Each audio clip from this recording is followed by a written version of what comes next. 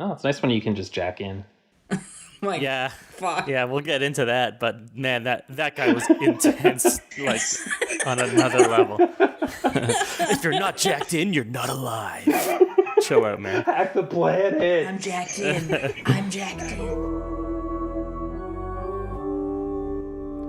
So let's just do the nice rolling start. Fuck official introductions and things. People know who we are by now. I was just gonna say this episode, I had to watch it. Or I started watching it yesterday, and I could only watch half of it, and I'm like, I just can't anymore. So then this morning I finished it, and I kept having to rewind it because I just couldn't for the life of me focus on what was going on. By the time the giant robot is punching the circuit breaker thing, I had to rewind it because I'm like, I need to know for the podcast, how did Buffy beat this guy? Because like my eyes just kept drifting. I'm like, I can't focus on this nonsense. It's funny that you say that. I had to rewind that exact same thing because I saw it was electrocuting, and I was like, what did they do? Like stick a live wire in it or something? Like I had to rewind it. This episode is my favorite one so far. That's crazy. I can't believe y'all are talking shit about an episode that has an Italian computer demon.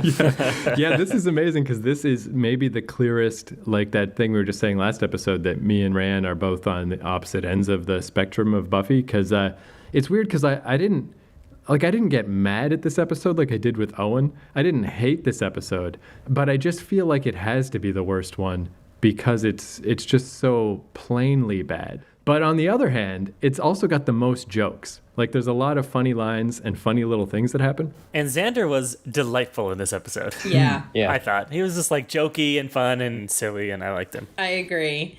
And it was very, like, okay, it's clearly very of its time. It really dates itself. But even better is you can tell that the jokes are bad jokes. Like, it's like today, if you were to be like, that song slaps, or let's get lit, everyone would be like, ugh, not really how people talk, but everyone would understand where in history it was. Like, there's no way at this year that was the language people were using. Very cringy, but in a way that made me, like, it put me back there, and I loved it. Yeah, it was weird where that I just had this overall sense of like, man, I don't like this, but then I kept laughing at things that happened and having those little moments. So yeah, it really was like a weird episode. It's like a salt and pepper of shit and delight.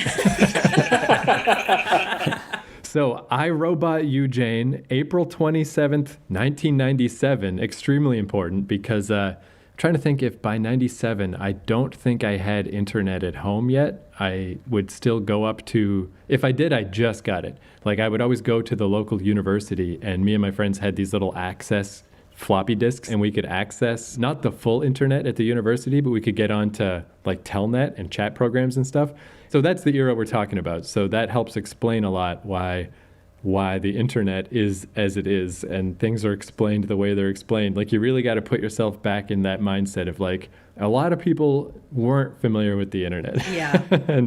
and I guess that helps explain a lot of this. I was surprised to see a webcam because I was like, 97 was like very early days of the internet, like as far as common use internet. Yeah. But like webcam, I thought like, I don't think I would have had a concept of a webcam at 97. But No. I don't know, it's hard to go back. I do think that we got it on the East Coast a little bit later than the rest of like Canada and North America, but I do remember, I'm pretty sure my parents got a computer that was not, my mom was a secretary, so we always had a computer, but it was like Word perfect and like no mouse. They got a Hotmail and I had to, no, they didn't get a Hotmail, they got whatever was built into the computer, and I used their email as my own. Like it was in school and I was like, who has an email? And I'd give them my parents' email address and we would email through that. So this was the era for me. Did your parents ever read the emails and you're like, but that could be anyone? No, they clearly didn't give a shit. I quickly learned about Hotmail, and so from there, I only used their email for like a month, and then I got my own. I remember how exciting it was when, it was probably around 97 when I found out about Hotmail and just being like, you can just get a free email address that's your own email address. Yeah, it was so the cool. best. And getting an email, incredible. The best feeling in the world.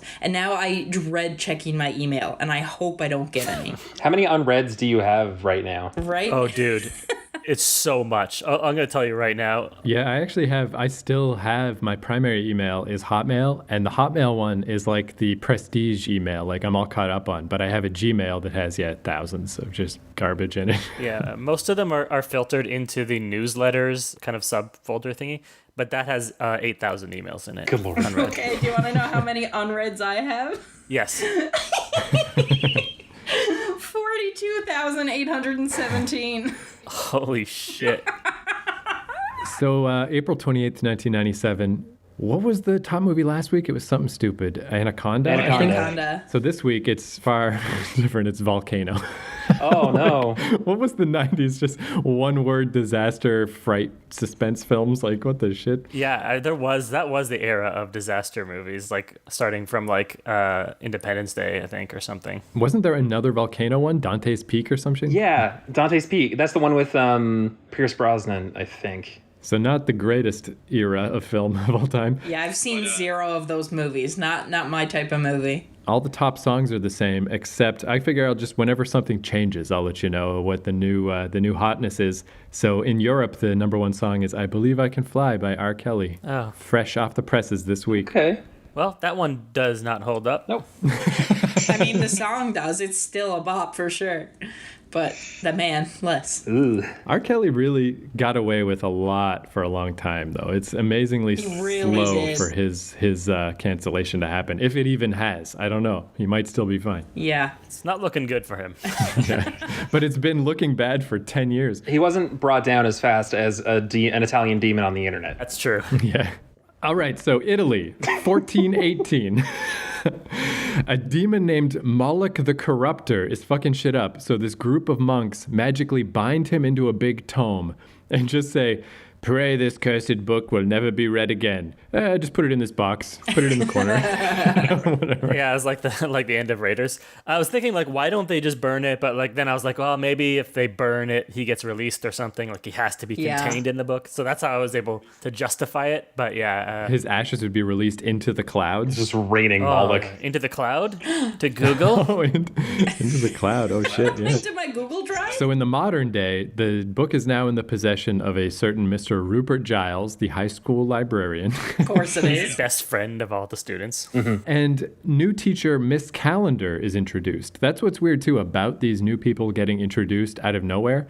Like Nerd Dave, who gets introduced in this episode, obviously goes nowhere because he dies. But random Miss Calendar, like, yeah, there's no way to tell. Like, Miss Calendar is important and does hang around, but I'm sure, like, Rayanne, you probably have no sense of that, right? Because it's like, whatever, another person, another week, another person. I wouldn't know, but I was kind of hoping because I really didn't like her at first and she really came around at the end and I really want the best for her and Giles. Oh, I want it so bad. Yeah, I think after this, if I remember right, they don't really lean on all this computer shit anymore. Like, so she gets much better after this. Like, she's just, in this episode, she's forced to be the representative of how computers are cool. And like, there's nowhere you can go with that character. It's called Cyber Pagan. Cyber pagan. Yeah. Techno pagan. Oh, sorry, Techno Pagan, Julian? Yeah. Sorry, apologies. Yeah, so Miss Calendar thinks computers are way cooler than stuffy old books. And then there's this kid named Fritz who makes this impassioned speech about information wants to be free. And like, I've got both the Hackers soundtracks. And just like, You know, Hackers was the first movie that I saw a boob in the theaters. Oh, oh yeah, that was a good boob. That was Great Angelina Jolie. I'm really happy for you. Thank you. I still remember it to this day. So the concept of this episode is kind of neat. Like if it had been handled with a little more deftness, perhaps it could be kind of cool. Because it is that mix of the old and the new. Of you got this demon book. Back in Italy, I feel like it was probably pretty dangerous to have a demon in this book because if you read it out loud, the demon comes out. But nowadays, no problem. If you don't read the book, the demon's stuck, and you got to be able to read the ancient script and stuff. It's all good, unless you're Willow and you're just scanning books into the computer system, despite Giles' hatred of all things computers. And she scans the demon book, and it makes the words disappear. And oh, I'm trapped in the computer, like the demon goes in the computer. And immediately starts flirting with Willow. Just like, Where else could this episode have gone? Yeah. yeah, it's funny that this ancient evil demon from 1416 or whatever, like just so quickly is like, I'm going to be Malcolm and I'm going to just chat up this high school girl from 1997 California and no problem, I can adapt. No one uses the name Moloch anymore. I am Malcolm now. Moloch in the middle, that'd be great. There's the spin-off, Joss. Yeah. But yeah, it's not just Willow that Moloch is talking to. He's secretly flirting with all the computer nerds in the school and, sowing his seeds of... I guess the idea is that he gives you what you wish or what you crave. And he's like, oh, all these disenfranchised computer nerds, they wish for attention and togetherness and some power and stuff, and I can offer it to them. And they don't really get into the specifics, but all the nerds are basically under the thrall of Malcolm. So Buffy questions this new online boyfriend, Malcolm, that Willow's suddenly spending all her time talking about, even though she's never met him. And I guess, I mean, it's a little silly that Willow's just like, finally a boy likes me, and like, you just are jealous that I'm blah, blah, blah. But I guess back in those days, like when I had the little computer disc and I was just on, there was this chat thing called The Resort that was all just like mostly university students. And I was in high school at the time, just stealing university computers. But I do remember, like, I guess I kind of had like my dumb little chat room girlfriend at the time. Just I remember this one chick that I was always kind of obsessed with, even though I never met her. So I guess it's not the worst idea for a story. It's just sort of clunky. This is why I love it. This is so relatable to me because there were periods. Sometimes it'd be like boys from school that never talked to me in school, but I'd get home and then we would chat all night.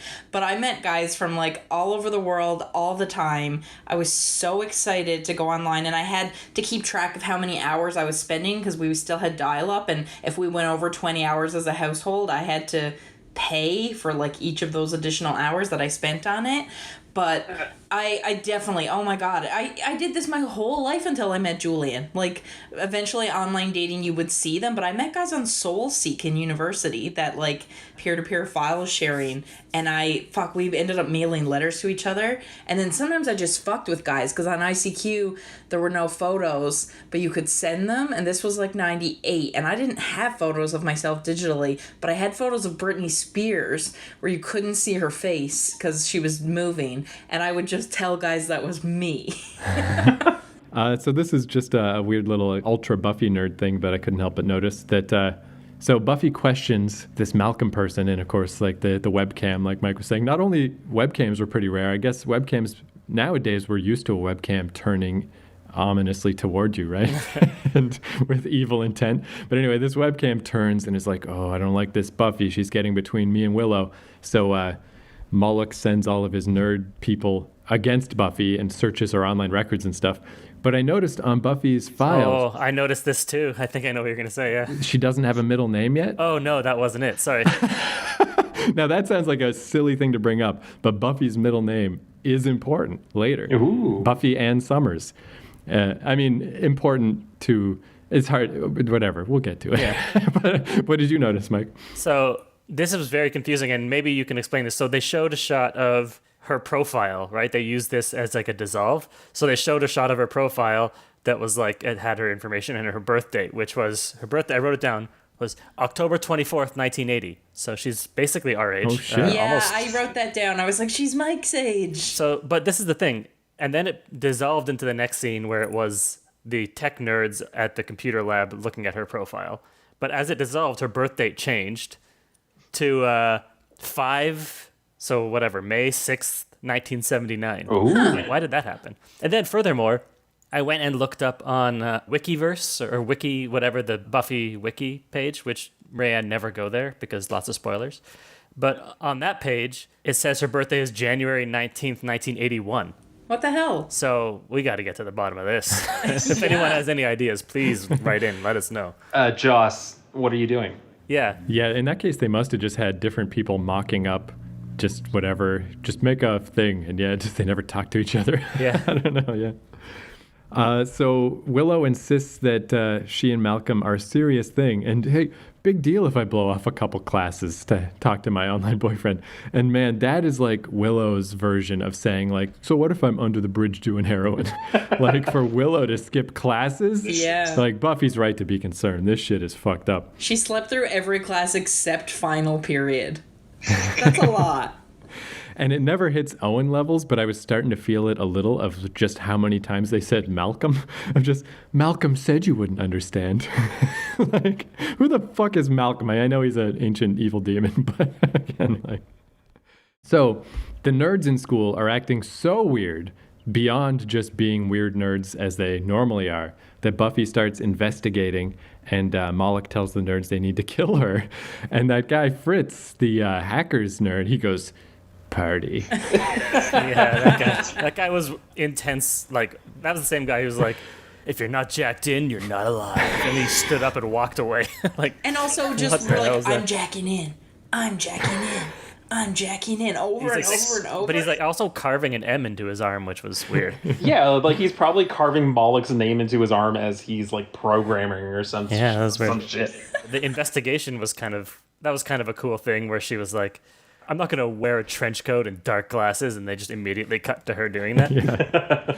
Yeah, but it's weird that she tracks down that there's this abandoned computer company building. Does she have a car? Because she looks at the tech nerd guy getting into a car, and then it immediately cuts to her at that building. And I was like, how did she get there? I'm pretty sure she just runs around rooftops and, uses flare powers to just... Like, use parkour. It's like Saints Row 4. You can just run faster than the cars. Like, I think Buffy can do that. Oh, okay. But it's weird that she finds this and she's like, that's the place. And then she asks, Xander knows about it because his uncle used to work there. And is like, oh, yeah, no, that'd be a great place for an evil lair. And then they just ignore that completely for the next 30 minutes of the show. She never goes back. She never follows up. Mm-hmm. It's like, that's fucking weird. Man, I was going to say, though, about just it's weird, too, the tone of this episode, where it is nice that it has more jokes, but it's so weird with, like, that Fritz guy carving the M into his arm, and later one of the nerds fucking hangs himself or is hung by other nerds, who could say, but it has no gravitas at all. Like in the pack where you're like, oh man, I hope they don't eat a baby, or like, whoa, they ate a principal. But this is just weird because legitimately creepy, horrible things are happening to these nerds and you just don't feel any of it. It's just like, well, whatever. Wacky school mutilations and death. Yeah, nobody gave a shit about that guy hanging himself. She's like, yeah, he's dead. Suicide. Moving on. Never mention him again. That was actually really weird, too, because I guess just jumping ahead a bit, there's an episode from season 3 that I never saw initially because it was about school shooting, and it was such a hot button topic in 1999, especially with Columbine, that they didn't air it, so I didn't see it till later. So it's just funny that this is a similarly creepy thing of like a kid hanging himself in the school, and this no one gives a shit on any level, meta or kayfabe. It's just like, fuck it.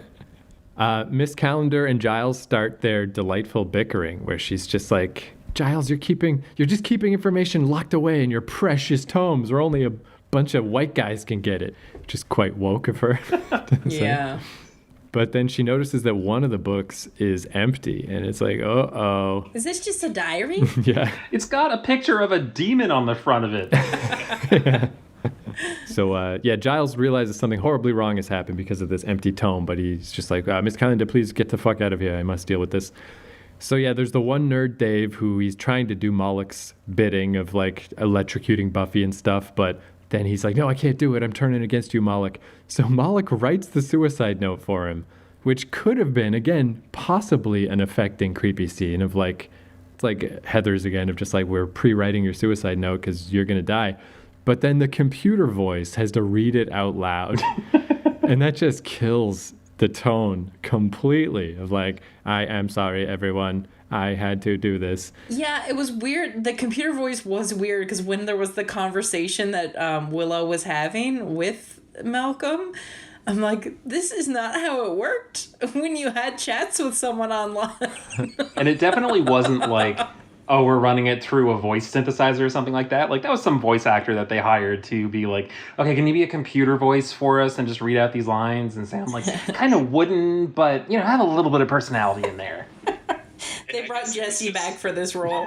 And I guess they just, I don't know, didn't want to like confuse people or didn't want to trust them to read stuff. Like it just would have been so much better if Moloch's stuff was just text. But yeah, they keep reading it out and it's like, woo. The same thing when Willow was chatting with him, she was reading everything as she typed it. Yeah. Which felt so strange. Like no one does that. It's like we can it's on the screen. We can all read it. Yeah. They do it on TV. I guess maybe it could be like for foreign markets because then they would have no choice but to subtitle it, where this way at least they can just overdub with whatever language because, Buffy obviously was just some WB shit that they put in every country ever. Yeah. Yeah, or blind people who are watching with described video or something like that. Like They didn't start caring about blind people till 98. Oh, my apologies. Yeah. And just explaining technology is brutal. So again, they figure out very quickly, just like the gang is just like, okay, empty book. Willow is scanning. Okay, she scanned the book. Demon in the computer. And then Buffy says, so he's in there. And points to the computer. And in every computer attached to it by a modem. By a modem. Because again, I guess you have no choice. Early days of the internet. But yeah, it's just like, how are the computers attached? What? Marge, what is happening? By a modem. It's a modem. It's how computers attack to each other. Don't tell me what computers can do. Yeah, those couples really need to go to therapy. They have some problems. They're the ones that are definitely watching Buffy. Yeah. Oh, yeah. So then just when I'm like, well, I'm like trying, I'm like teetering where I'm like, okay, this is all very clunky and really poorly executed. But again, yeah, it's 97. They gotta make things clear for people. It's all new tech and blah, blah, blah. But then Buffy tries to delete the file on the computer called Willow, which let's not even get into what that is or where that came from or what that's supposed to represent. Yeah. But a pixelated demon face just shows up on the screen. Hell yeah. Like this is fancy Moloch who can be away from the world for 400 years, but immediately he's so slick. He can just become Malcolm. He can chat up all the people in school, but he just says, stay away from Willow. This is none of your concern. Yeah, that's a very good point. There's one file on the desktop called Willow. And the trash can. That was it. Yeah, he doesn't even know not to put it on the desktop. Just put it one fucking layer deeper and no one will see it. Yeah, that whole thing was so dumb. Corny as hell. Moloch comes in looking like a 90s FMV game or something like that. Yeah. Just wooden dialogue and he's talking to somebody like as if they're the player but have to be like super vague about it. All right, so trying to sort out what to do with this Moloch situation. And Buffy she's got her eyes on the prize. She's the man with the plan. She's like, all right, here's what we're going to do, Giles. We got to exorcise this demon. And Giles is like, but I can't. My methods are just for demons of the flesh. So then Buffy's like, well, then go get Miss Calendar. She knows about computers. Maybe she can help. And Giles is like, how will I convince her that there's a demon in the computer? So then Buffy's like, okay, you stay here till you come up with a better plan. And she just leaves. And I loved that because, yeah, it's like, I guess I think of that more in like real life. Like, I fucking hate people like that where you're like, here's an idea we could do. I don't want to. Well, then let's do this. Nah. Let's like, well, how about I never talk to you again and just go die somewhere? Yeah. So I loved that. Yeah, that fucking Buffy just did that to Giles. Like, if you're so fucking smart, then if my plans are so bad, you come up with one and I'm going to go do something. Yeah, you should not be allowed to shoot down someone else's plan if you don't have a better one in mind. So the demon nerds kidnap Willow, and that's when Buffy finally goes to the computer company headquarters that she found days before and just never gave a fuck about. But she's like, oh, it's a good thing I recon that place because I guess that must be where they're taking Willow, so I guess I'll go there. And also, luckily, Miss Calendar turns out to be a techno-pagan, as Mike mentioned. It just so happens we don't need to explain any of the past to her. She's on board. So she's helping to get Moloch offline. That's that's a weird thing too. So they're like, oh no, Moloch's in the computer. Like he could take over the world now. He could mess with the stock market and set off nukes and stuff. And I really feel like that was way too much. I feel like they really should have, since they're just making up their own bullshit version of the internet anyway, just keep him within the school for now, maybe. And we can't let him get out. Yeah. Because once he's out into the internet, it's too late. I don't care if you're a techno-pagan or not. You're not stopping this thing. Yeah, they kind of made this episode like a we got to save the world situation. But yeah, so it's like the two fronts where on that overall level, Miss Calendar is stopping Moloch from being connected to the internet. Meanwhile, on the boots on the ground level, Buffy is fighting Moloch, who has fashioned himself a robot body. He has turned himself into Cyrax from Mortal Kombat 3. Yeah. Yeah, that was so dumb too. Jeez, I forgot about this too. Yeah, so Moloch is obsessed with Willow because she's the one who released him from the book. So I'm like, okay, I'll buy that. That's why he feels some connection with Willow. But he fucking, another nerd, he just snaps a nerd's neck right in front of Willow. And Willow's still only concerned of like, you lied to me on AIM. I'm telling you, it's realistic. Having a woman on this podcast helps because that is all at that age you were concerned about. Even if you witnessed a murder Probably. in that moment. Probably. It's all about boys. Willow sees somebody get their neck snapped like every week. That's nothing to her. Yeah. Oh, yeah. She's desensitized. And honestly, it was just Fritz. Like, Yeah. that guy was intense. I wonder, like, I feel like there's a lot less random student deaths later on. I feel like maybe this is where they're like, these are just like their weird growing pains. Like, they don't know where to go. They're like, on the one hand, this is like the silliest episode. Like, there was like when Buffy just easily leaps over the gate into the building and Xander just falls on his face, you know, like it's got more slapstick. But on the other hand, there's never been more dead kids. Like, I think they're really just trying to figure out like, what the fuck is this? But the weird thing is they did neither. It's like, we're not just going to wantonly kill kids anymore, and we're not going to be this silly. So this episode is just fucking weird, you know?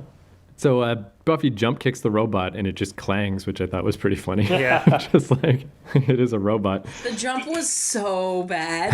Like, she walks in that entrance and then it's just like she has springs on her feet. It was so bad. And then the anticlimactic finale that I said that by this point my brain was just drifting, but it's like Miss Calendar does the ritual, so that disconnects the robot from the internet. And then Buffy doesn't really beat the robot. He just punches something electrical and gets electrocuted. And the day is saved. Well, she tricks him into doing that. She's like, I'm over here, computer boy. And then she ducks and he punches the wall. And then there's kind of a nice little end scene where the gang commiserates that's like, hey, man, between like Angel being a vampire and Willow dating a robot and Xander wanting to bang a mantis, like, we've all failed in love with various ghouls and demons. Ha ha ha.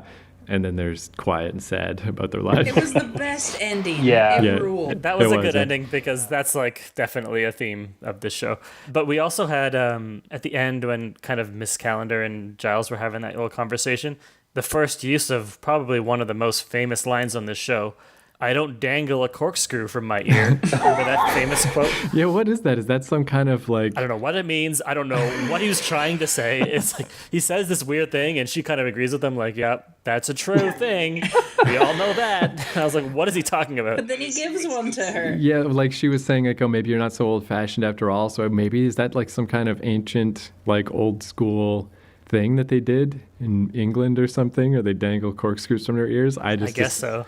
Yeah. Listeners, let us know. Yeah, again, maybe it's like they just were too embarrassed to ask the person who wrote the episode. They're like, he must know what he's talking about. Yeah. Despite the evidence of the rest of this episode. What I found really weird about this robot guy, because again, I just didn't really remember this stuff, is so we got this all-powerful robot man who's connected to the world and sees like, oh, the stock exchange and the blah, blah, blah. And it really didn't work. Just a silly bad guy, and they just kick him in the face and disconnect him and blow him up. You think that'd be the end of it. But this guy is extremely similar to the season 4 big bad. You remember that guy, Adam? Remember that shit? I didn't think about that, but yeah, you're right. And he's like not 100% the worst villain in the show, but high in the running. Like, people were really disappointed by this one particular villain that's coming up later and just like, well, that was lame. And he's just this guy again. It's like they already did this once. So why did they think it was going to happen the second time? I think this is, let's say cohesion wise, I think this is the least cohesive episode. This is just a weird, it's like they just took a bunch of stuff out of a junk drawer and they taped it all together and they said, here you go. See, for me, it was like you get to know Willow more finally. Something exciting happens for Willow. And then that it was just so of its time with the stupid internet language and the conflict between like computers versus books, like for sure that's still a thing, but it like for sure would have been this huge argument at the time where people are like, oh, we're in a library, why do we have all these machines? So I loved that. And then the biggest thing for me as like a woman full of emotions is, yeah, this was shit that we did. The whole episode was about talking to boys on the computer, and fuck, that brought me right back, and it made me so happy. 10 out of 10, Joss. Thank you. It's like ironic that, the episode that on the surface aged the worst is actually the one that has aged the best, because like Nostalgia. 23 years later, Yeah. it's still talking to the issues of the day, Of of a the teen soul. girl, yeah. But yeah, for me, I think the kind of shining moment of this episode was just, that, like you mentioned, that last moment of them being like, we're never going to have meaningful relationships. We're doomed. And then they kind of laugh for a second and they're like silent for a second and it just cuts to the credits. And it's like, Perfect. that was nice. That was good. And yeah, it's nice that Miss Calendar's introduced. She's pretty cool, Yeah. and she'll be around, and gives Giles at least another adult to hang out with. She sorely needs. And that reminds me, and I hate to go back to this, but after he says I don't dangle a corkscrew from my ear, she says, that's not where I dangle it. What does that mean? Yeah, I mean, Like, what does any of this conversation mean? Fucking idea. Techno pagans, man. Yeah. Honestly, classic. Can't live with them, can't live without them. Man, isn't it weird when you can't remember something? Because it's worse if you try to remember it. Like if you focus, that's worse. You just kind of got to not think about it, and it'll suddenly, I'm sure it wasn't that important, but it's just, Buffy fought a big robot, the internet, Miss Calendar, Web pages. web pages, brutal. Giles won't be. I wrote Giles won't be won by fabulous web pages. Oh, I remember what it is. So it's funny because Don't forget, quick, get it out. like I remembered nothing about this episode, like just a total zero. But I definitely obviously saw it before, because what I did remember is ever since, for the last 20 years, anytime I am at a used bookstore or something and I open a book and it's got that musty smell, I always think about Giles saying, like, information on computer is just there and it's gone, and there's no more tactile sense, where the musty smell of books helps you associate information and stuff. And I'm like, it's not like the greatest philosophy ever for why books are awesome, but I never forgot it. I always think about it. And it's just, so I'm like, okay, I got to give him points for that. Like, Yeah. Yeah, that's a very normal thing. Like people, the argument against e-readers and books, a lot of people like talk about the smell, and fucking weirdos come back from libraries going all the time. So all right, well, I guess that's another one down. The best/worst episode. so Julian, Yeah. Yeah, do you think you can sum up those conflicting thoughts, those impossible to express thoughts? Oh, guys, I think we're all trying to figure out here if Buffy sucks, but sometimes we can't agree, and sometimes people don't like Italian computer demons. But you know what we can all agree on is that we're all jacked in to Buffy. The printed page is obsolete. Information isn't bound up anymore. It's an entity. The only reality is virtual. If you're not jacked in, you're not alive. Fritz comes on a little strong, but he does have a point.